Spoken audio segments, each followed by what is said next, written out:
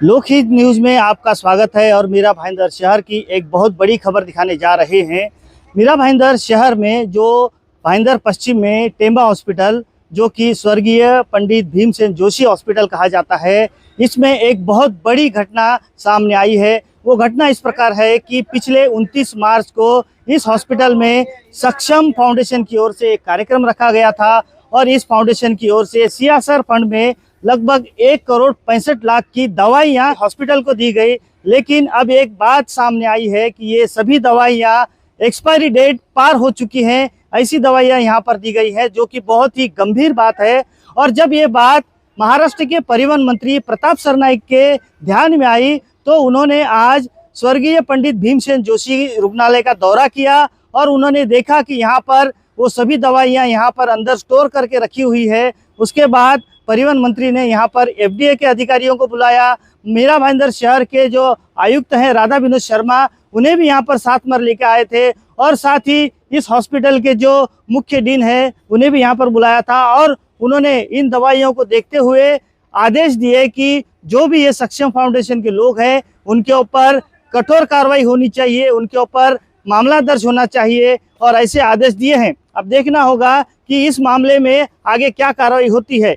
इस विषय पर परिवहन मंत्री प्रताप सरनाईक ने पत्रकारों को अपनी प्रतिक्रिया दी है। आइए हम आपको दिखाते हैं क्या कहा है उन्होंने। बहुत ही गंभीर घटना साथ में आई है, सामने आई है कि यहाँ पे हमारे नरेंद्र मेहता जी जो विधायक है और हमारी महापौर उप महापौर, इनकी उपस्थिति में 27 मार्च को सुबह एक कार्यक्रम हुआ।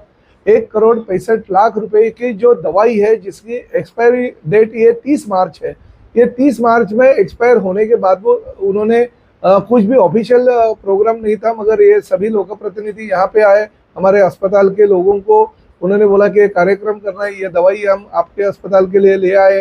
तो ये दवाइयाँ उन्होंने दे दी है। जो ये फाउंडेशन जो है सक्षम फाउंडेशन, ये फाउंडेशन के माध्यम से हमारे उप महापौर के कोई पहचान वाले हैं या संबंधित है पता नहीं है, ध्रुव किशोर पाटिल जी ने ये सब दवाई यहाँ पे लाई है, ऐसा सभी लोगों का, हमारे अस्पताल के प्रमुख लोगों का कहना है। तो ये कार्यक्रम किया गया, किसी को पता नहीं, और कार्यक्रम करके वो दवाइयाँ जबरदस्ती यहाँ पे लाई गई।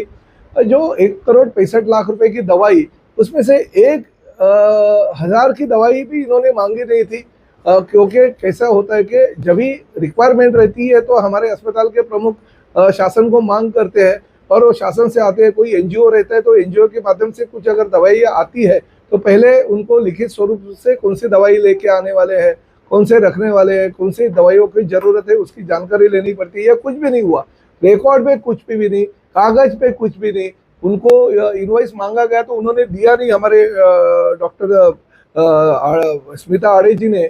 तो ये जबरदस्ती घुसखोरी करके अस्पताल में घुसना, एक्सपायरी डेट वाली दवाइयाँ देना, ये कौन से कानून में बैठता है? ये बहुत बड़ा दुर्भाग्य है इस शहर का कि ऐसी लोग इस शहर में हैं। और मैं यही कहना चाहता हूं कि ठीक है, मैं डॉक्टरों का धन्यवाद दूंगा, क्योंकि अगर उनको पता नहीं होता और उनको पता नहीं चलता क्योंकि एक्सपायर होने वाले और उसमें से कुछ दवाई अगर पेशेंट को दी जाती थी तो और पेशेंट्स की अगर जाने जाती थी तो जिम्मेदार कौन? तो ये हमारे डॉक्टर लोगों को मैं धन्यवाद दूंगा कि उन्होंने ताबड़तोब जो सक्षम फाउंडेशन है उनको लेटर दिया, हमारे जो डिस्ट्रिक्ट के जिला के शल्य चिकित्सक है उनको लेटर दे दिया, साथ ही में हमारे जो उनके डिपार्टमेंट के प्रमुख है उनको इसके बारे में बता दिया। तो ये जो है वो कार्रवाई तो होती रहेगी, मगर ये गंभीर घटना है। मीरा भाईंदर शहर में भी राज्य में पहली बार ऐसी घटना घटी है कि एक्सपायरी डेट वाले और जो मांग की नहीं गई थी वो दवाइयाँ यहाँ पे लाके जबरदस्ती रखी थी। सिविल अस्पताल के ये भीमसेन जोशी अस्पताल के डॉक्टरों को कुछ भी किसी भी चीज़ की पता नहीं था, मालूमात नहीं थी, फिर भी उनको जबरन ये अंदर घुसा के अगर वो दवाइयाँ रखी गई रहेगी तो ये कानूनी अपराध है। मैंने एफडीए के अधिकारियों को बोला है कि तुरंत उसकी जांच की जाए और जो गुनाहगार है वो पंचनामा करके उनके ऊपर गुना दाखिल